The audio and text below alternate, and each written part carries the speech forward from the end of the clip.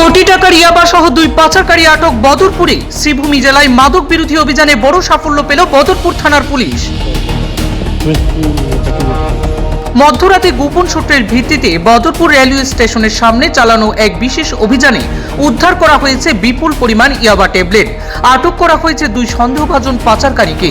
পুলিশের তৎপরতায় ঘটনাস্থল থেকেই ধরা পড়ে দুই ব্যক্তি, পাথারকান্দি এলাকার আহমেদ হোসেন লস্কর এবং বাটুইয়া এলাকার আবু হোসেন।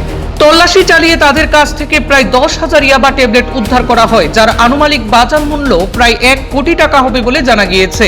প্রাথমিক তদন্তে উঠে এসেছে ধৃতরা সাইরুং ট্রেনে করে বদরপুরে এসে মাদক পাচারের উদ্দেশ্যে অবস্থান করছিল।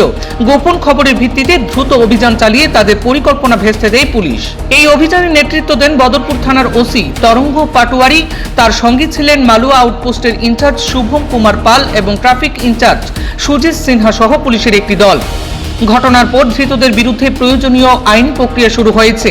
পাশাপাশি গোটা পাচার চক্রের সঙ্গে আর কারা জড়িত তা খতিয়ে দেখছে পুলিশ প্রশাসন।